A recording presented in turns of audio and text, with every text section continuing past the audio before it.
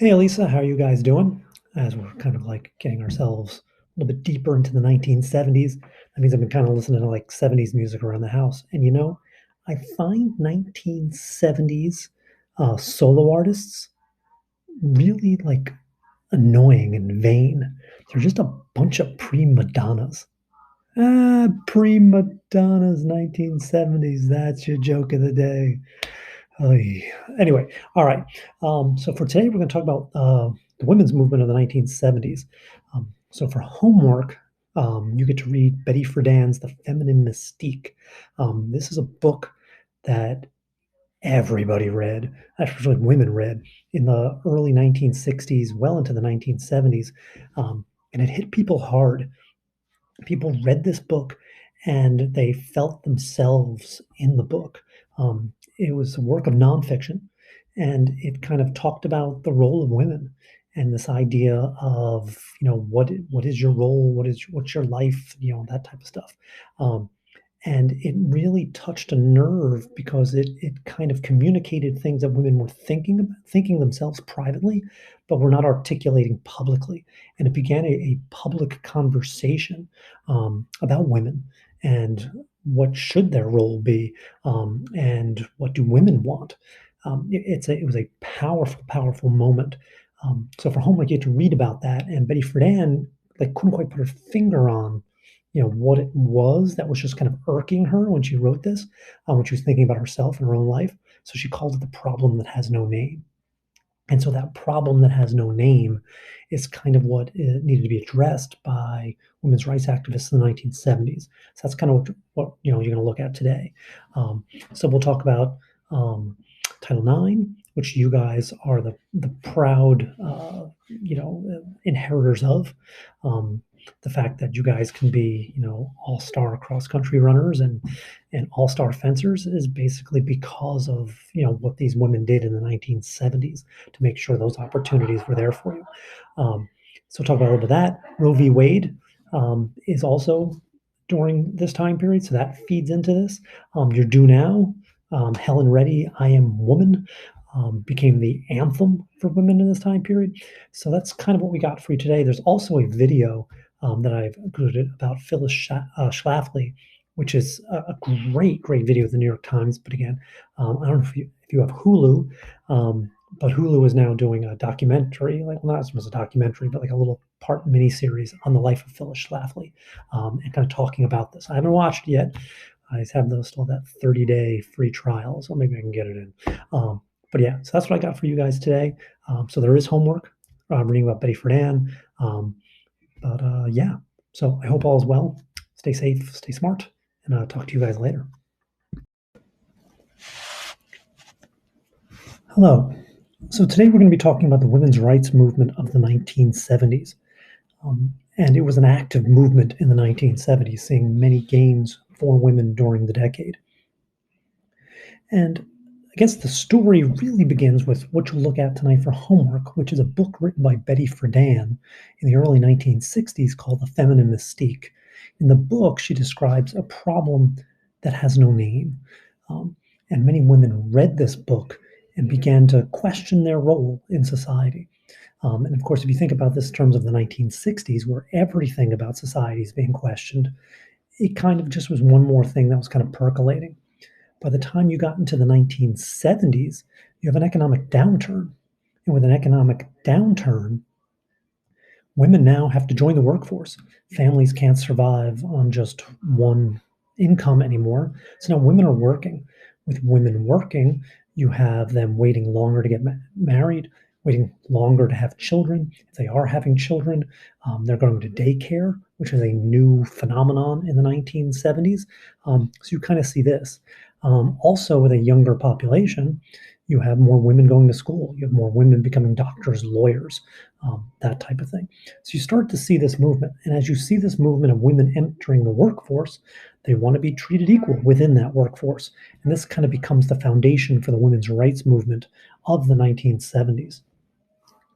And so there are many things that kind of come out of the 1970s, and we see this in our own world kind of today, the progress and the achievements that occurred. So first off, starting with 1972, you have Title IX. And so Title IX is passed as actually part of a longer legislative bill.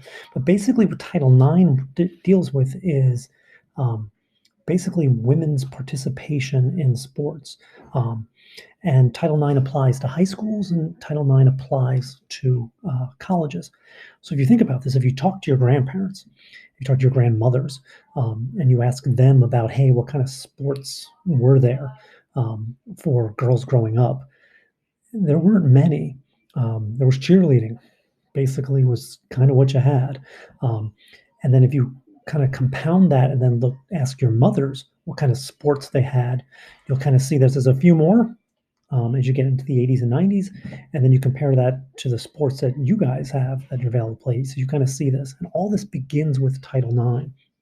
So Title IX is about equity.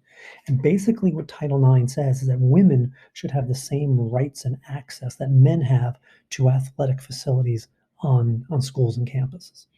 Um, and of course, with the idea, we joke about sports, but with sports, there's competition, but there's also teamwork, and all these things and these skills of working with other people in a competitive environment. These are all things that while men are getting this and boys were getting this was then serving them well as they got into the workforce. That was missing for women. And so Title IX basically says that on the college and the high school level, that there's three ways that these schools can fulfill these things. One is that the female athletes have to be proportional to the male athletes on campus, right? Based on basically the number of female students and male students. So you find out what that number is, and then you make sure that sports are kind of like relegated the same way. Or you can basically demonstrate a consistent history in expanding women's sports at your school. And the third thing you could do to fulfill this is you could basically make sure you're meeting the athletic needs of the women on your campus. So two and three are hard to do because you constantly have to be doing it. You have to be asking to make sure that you're fulfilling their needs. You have to keep doing this. So the easiest one for schools to do is the first one, making sure the proportion is right. And unfortunately, what happens is the easiest way to do that is not to build up women's programs, but is to take away men's programs. So what you see, and you still see this today, you still hear about this, that men's programs are harmed by Title IX as schools cancel men's programs and because to comply with this. It isn't what the law says they have to do, but it's what schools do because they feel it is easy. And so as a result, Title IX gets kind of has a bad name out there when in reality it's just schools kind of being lazy. So you have that as a huge kind of moment here. The other thing you get is in 1973, the Supreme Court decides the Roe v. Wade case. And Roe v. Wade is about abortion rights.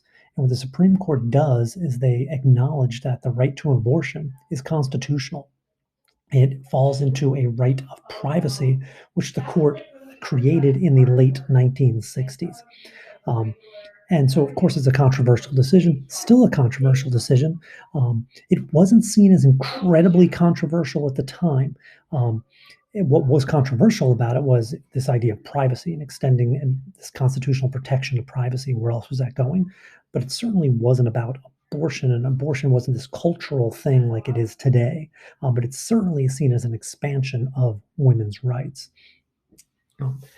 And then, lastly, with these achievements, Congress, there's a huge push for something called the Equal Rights Amendment. And the ERA is a short constitutional amendment which basically says that you cannot discriminate against people based on sex. And so that women are supposed to be treated the same as men, and that it's supposed to be codified into the Constitution. It was seen as not something incredibly controversial at the time, and very quickly states jumped onto this.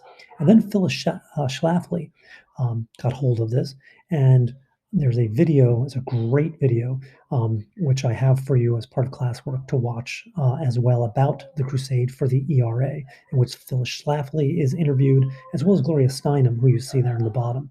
That picture on your screen, by the way, is a protest in support of the Equal Rights Amendment from the early 1970s, and that's at the Garden State Plaza. So that's what the Garden State Plaza looked like in the 1970s. It was an outdoor mall. So you see that there. So the thing with the ERA is that while it built momentum, Congress put a time limit on when states had to ratify this, and that's important. So by the time you got to like 1983, you had to have three-quarters of states to approve. Unfortunately, by 1983, you were three states short. Since then, and actually just this year, you had Virginia ratify the ERA well after the deadline. So now it becomes a constitutional issue. Can you place a time limit on a constitutional amendment? The ERA was the only constitutional amendment when passed by Congress that had a time limit on it. Is that okay? It took 200 years for the 27th Amendment to actually become part of the Constitution. So it was allowed to exist for 200 years to eventually get those three-quarter states. But yet the ERA only had 20. So what's up with that? Not even 20. So that's going to be an interesting constitutional argument that we see going forward on this. But again, the decade sees tremendous gains for women's rights. We see that in our own society, but of course, we're not completely there yet. Anyway.